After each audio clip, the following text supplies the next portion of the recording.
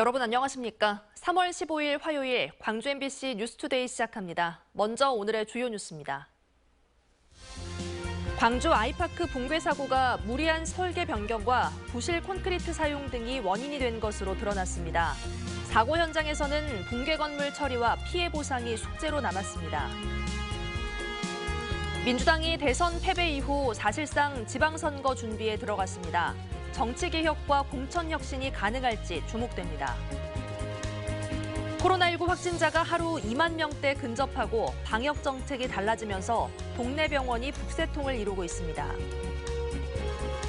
응급 출동하는 구급차가 교차로에서 사고를 당하지 않도록 사이렌 소음 규제를 완화해야 한다는 지적이 나오고 있습니다. 지난 1월 광주 화정동 아이파크 아파트 신축 공사 현장에서 노동자 6명이 숨진 붕괴 사고에 대해 국토부가 조사 결과를 발표했습니다. 총체적 부실로 발생한 인재로 규정하고 최고 수위의 처벌을 하기로 했습니다. 이유경 기자가 보도합니다. 조사위가 밝힌 가장 결정적인 붕괴 원인은 설계 무단 변경입니다. 붕괴가 시작된 곳은 38층과 39층 사이. 배관을 설치하는 별도의 공간, 피트층입니다. 바닥 시공법을 바꾸면서 원래 설계에 없던 콘크리트 가벽을 설치했습니다. 그 결과 피트층 바닥에 더해진 무게가 원래 설계보다 2.24배나 높아졌습니다. 하지만 2층의 무게를 지탱하기 위해 아래쪽 3개 층에 설치했던 임시기둥, 동바리는 작업을 편하게 하려고 제거했습니다. 무게는 무거워졌는데 지탱할 기둥까지 없앤 겁니다. 지지 기둥, 동바리가 없는 상태에서 연속적으로 충격 하중이 전달되어 전체적으로 연속적으로 붕괴가 되었습니다. 콘크리트도 불량이었습니다. 조사위가 건물의 콘크리트 강도를 조사했더니 설계 기준의 85%도 채 되지 않았습니다. 콘크리트의 기준보다 더 많은 물을 섞는 바람에 강도가 줄어들고 철근과 붙는 힘이 떨어졌습니다. 하지만 시공사인 현대산업개발도, 감리를 맡은 건축사무소 광장도 이런 부실을 제대로 점검하지 않았습니다. 시공관리, 감리 기능의 부실 등 총체적인 부실로 발생한 인재라고 판단하였습니다. 정부는 무너진 201동 외에 전체 단지에 대해 2달간 안전진단을 해 보강공사나 철거 여부를 결정하겠다고 밝혔습니다. MBC 뉴스 이유경입니다. 붕괴 사고가 발생한 지 2달이 넘었지만 붕괴된 건물의 철거 작업은 아직도 진전이 없습니다. 남아있는 건물을 어떻게 처리할지도 결정되지 않아 피해 보상 협의도 계속 늦어지고 있습니다. 이어서 이다현 기자의 보도입니다. 16개 층이 한꺼번에 무너져 내린 201동 건물이 흉물스럽게 서 있습니다. 구조가 마무리된 이후 붕괴 건물에 있던 잔해물 일부가 치워지긴 했지만 본격적인 철거 작업은 아직 시작되지 않은 상태입니다. 오늘부터 타워 크레인 등 장비가 들어올 예정인데 필요한 장비가 모두 설치되는 데만 한 달이 걸립니다. 붕괴된 23층에서 38층까지 외벽과 기둥을 다 철거하는 작업은 그로부터 석 달 뒤인 7월쯤에야 마무리가 될 것으로 보입니다. 남아있는 22층 이하 부분과 붕괴가 되지 않은 다른 건물을 어떻게 할지도 아직 정해지지 않았습니다. 당장 올해 말 입주를 앞두고 있던 입주 예정자들은 안전진단 결과에 관계없이 전체 동을 철거해야 한다는 입장에서 물러서지 않고 있습니다. 전체적인 부실 정황이 드러났기 때문에 전체적으로 철거하고 재건축을 해라. 안 그러면 불안해서 언제 무너질지 모를 집이니 못 들어가지 않겠냐. 여러 가지 의견을 저희가 먼저 수집을 해야 거기에 따른 이제 또 대책도 되고 또 대화도 되고 그렇게 될 것 같아서요. 주변 상인들의 피해도 이어지고 있습니다. 붕괴 건물을 바라보고 있는 상가들은 통행 금지 조치로 석 달째 아예 문을 닫았고 문을 연 일부 상점들도 사실상 휴업 상태입니다. 안 오신다니까요. 그리고 맨날 전화 와요. 거기 어떠냐고 상황이. 상황이 좀 정리됐다 그래도 아이고 보면은 무서우니까 못 온다고 그렇게 이야기는 해요. 후속 조치나 보상 대책을 논의하기 위한 회의는 일정조차 못 잡고 있는 가운데 검찰은 시공사 현장 소장 등 현산 측 관계자 5명에 대해 구속영장을 청구했습니다. MBC 뉴스 이다현입니다. 광주 아이파크 아파트 붕괴 사고 발생 2달여 만에 수사당국이 관련자들에 대한 신병 처리에 나섰습니다. 광주경찰청 수사본부에 따르면 광주지검은 시공사인 HDC 현대산업개발 현장 소장 등 안전관리자 5명에 대해 구속영장을 청구했습니다. 이들은 광주 화정 아이파크 공사 현장에서 관리 감독을 소홀히 해 노동자 6명을 숨지게 하고 1명을 다치게 한 혐의 등을 받고 있습니다. 경찰은 지난 1월 11일 발생한 붕괴 사고와 관련해 지금까지 20명을 입건해 수사를 진행하고 있습니다.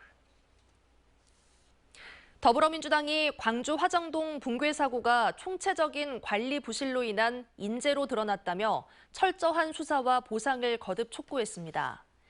민주당은 성명을 통해 국토교통부 조사 결과 이같이 드러나는데도 현대산업개발 측은 끝까지 무책임한 모습이라며 경찰의 철저한 수사로 한 점의 의혹도 남기지 말아야 한다고 주장했습니다.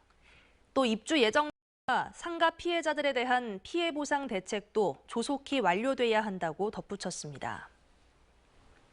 오늘은 맑은 봄날이 이어지겠는데요. 환절기라 일교차는 크게 벌어지겠습니다. 오늘 옷차림에 유의하셔야겠습니다. 아침 기온은 3도 안팎으로 출근길 무렵은 쌀쌀함이 감도는데요. 오늘 한낮 기온 무려 영상 20도를 웃돌면서 낮 동안에는 포근한 봄 기온이 가득 감돌겠습니다. 어제보다는 5도가량 높은 기온이고요. 평년 기온은 7도가량 웃도는 수준입니다. 하늘 모습 보시면 구름이 지나고 지금은 아주 맑은 하늘이 드러나 있는 상태고요. 오늘 미세먼지도 없는 가운데 대기 상태도 양호하겠습니다. 한 가지 주의해야 할 점이 있다면 안개입니다. 아침, 저녁으로 특히 서해안 지역을 중심으로 짙은 안개가 끼겠습니다. 출근길 교통안전에 주의하셔야겠고요. 해상교통 이용하시는 분들도 주의가 필요합니다. 날씨 정보였습니다. 20대 대선이 윤석열 당선인의 승리로 끝나면서 2달 반 앞으로 다가온 지방선거에 관심이 쏠리고 있습니다. 문제는 아직까지 선거 지형이나 공천 룰 등이 정해지지 않았다는 건데요.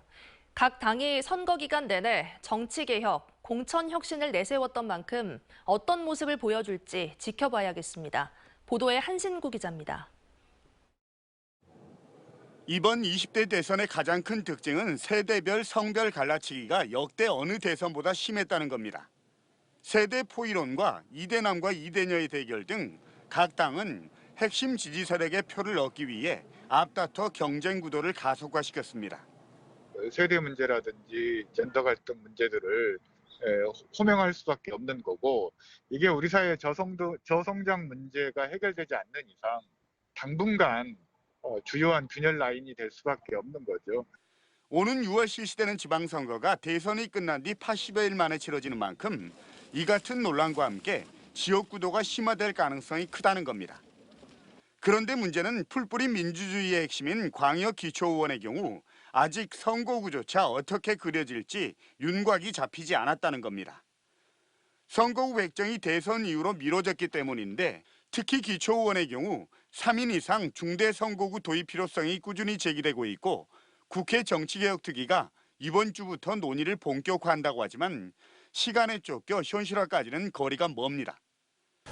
모든 선거를 3인 선거구 제도로 하고, 그리고 그 각각의 선거구에서 특정 정당이 2인 이상 후보를 내지 않도록 함으로써 정치적 다양성을 일부러 확보하고자 하는. 특히 광주 전남의 경우 차기 정부에서 야당 지역으로 변했고 민주당이 85%의 지지율로 견고한 텃밭 민심을 확인한 상황. 지방의회를 점령하고 있는 민주당이 기득권을 내려놓고 선거구 획정 때나 공천 때 쇄신의 모습을 보여줄지 아직은 안개 속입니다. 국민의힘 역시 호남 전역에서 2자릿수 지지율로 교두보를 마련했다고는 하지만 지방선거에서 의미 있는 성적을 거두기에는 여전히 힘이 딸리는 분위기입니다. 행정안전부가 제시한 지방선거 선거구 획정 시한은 오는 18일. 유권자들은 각 당이 정치개혁, 공천혁신을 화두로 내세운 20대 대선을 뚜렷이 기억하고 있습니다. MBC 뉴스 한신구입니다. 이용섭 광주시장이 AI 대표 도시와 국가주도의 군공항 이전 등 광주 현안 사업들이 새 정부 국정과제에 반영될 수 있도록 최선을 다하겠다고 밝혔습니다. 이 시장은 광주 발전은 차기 정부에서도 멈춤 없이 계속돼야 한다며 조만간 행정부 시장을 단장으로 하는 새 정부 국정과제 대책단을 발족해 힘을 모아가겠다고 밝혔습니다. 지방선거에 대해서는 시민들의 허탈감과 상실감이 큰 만큼 당분간은 시정에 집중한 뒤 다음 주쯤 늦지 않게 발표하겠다고 말했습니다. 특히 대선 기간 논란이 됐던 광주 복합 쇼핑몰에 대해선 위치와 어떤 쇼핑몰을 유치할지 여부를 심도 있게 추진하고 있다고 덧붙였습니다.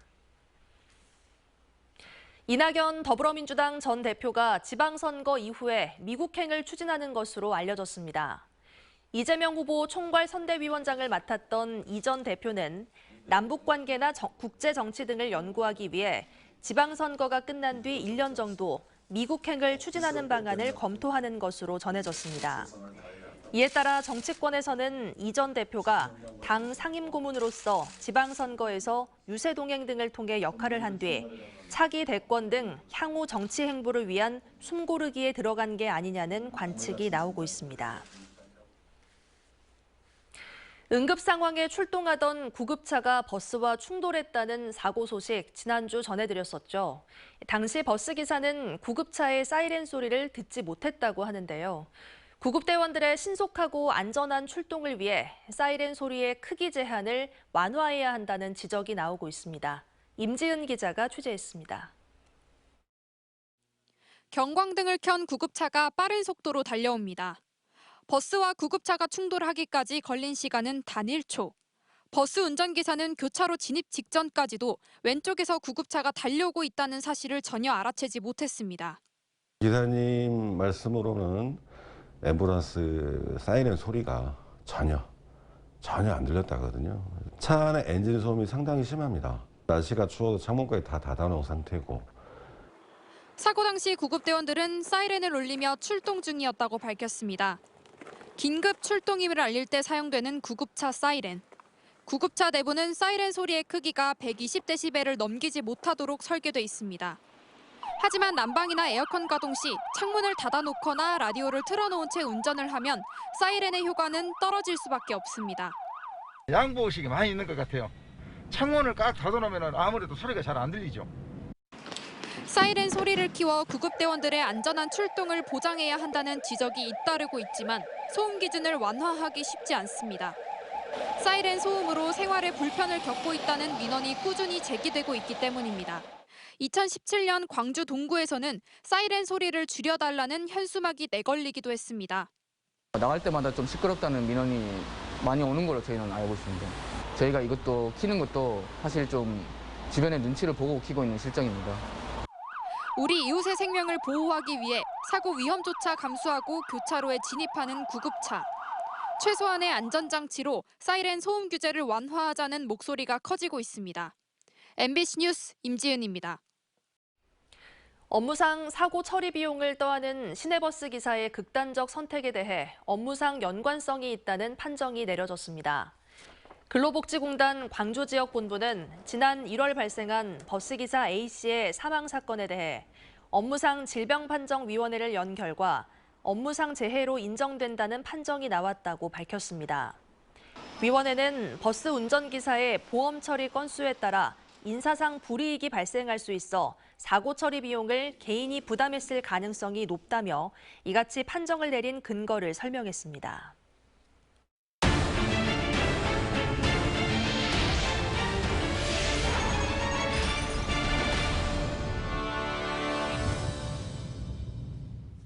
광주 전남 지역 코로나19 일일 확진자가 2만 명에 육박하는 등 확산세가 심각한 수준입니다. 정부가 동네 병의원에서 신속 항원 검사가 양성이 나오면 확진으로 인정하기로 하는 등 새로운 코로나19 방역 정책을 시행하면서 병의원은 북새통을 이뤘습니다. 양정은 기자가 취재했습니다. 목포의 한 병원. 코로나19 검사 등 진료를 받으려는 사람들로 꽉 찼습니다. 이제 동네 병의원에서 받은 신속 항원 검사 결과도 PCR 검사와 동등한 판정으로 인정됐기 때문입니다. 그리고 병원에서 하면 더 정확히 이제 전문의들이 해주시잖아요, 직접. 그러니까 결과가 더 다를 수 있다고 생각해서. 신속 항원 검사는 95%가량의 정확도로 광주 전남의 호흡기 진료 지정 의료기관과 호흡기 전담 클리닉 등 600여 곳에서 받을 수 있습니다. 광주 전남의 일일 코로나19 확진자는 2만여 명에 육박하고 있는 상황. 요양병원을 비롯한 각종 의료기관에서도 집단 감염이 발생하고 있고 의료진들의 확진도 이어지고 있습니다. 이런 상황 속에서 코로나19 경증 확진자도 일반 병원 병실에서 진료를 시작하게 됐습니다. 하지만 일부 의료기관들의 코로나19 경증 환자 기피 현상에다 의료진들의 피로 누적 등 때문에 방역당국의 고민은 커지고 있습니다. 방호복이라든지 아니면 장비는 충분히 지원할 거거든요. 일반 환자 진료 끝나고 확진자를 진료한다든지 또 병실 간격을 좀 넓힌다든지 이런 조치를 하도록. 한편 소아 확진자도 늘고 있어 오는 31일부터 5살에서 11살 소아 백신 접종도 시작됩니다. 방역당국은 소아 병상 확보를 위해 본격 나서고 있습니다. MBC 뉴스 양정은입니다. 전라남도는 오늘부터 응급용 선별검사와 동네 병의원 전문가용 신속 항원검사 양성을 확진으로 간주함에 따라 호흡기 전담 클리닉과 호흡기 진료 지정 의료기관 300곳을 전라남도 누리집과 건강보험 심사평가원에 공개합니다.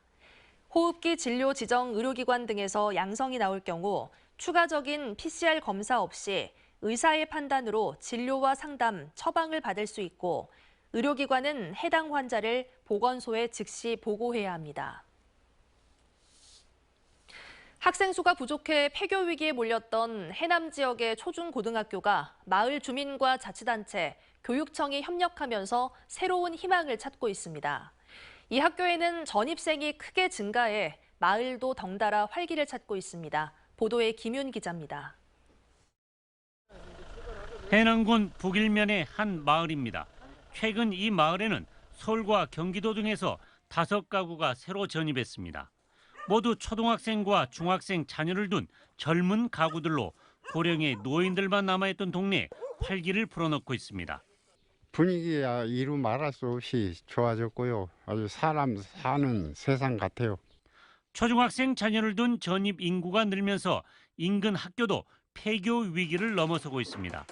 지난해 22명에 불과했던 전체 학생이 올해는 신입생 15명과 전학생 18명이 새로 오면서 학생 수가 55명으로 증가했습니다.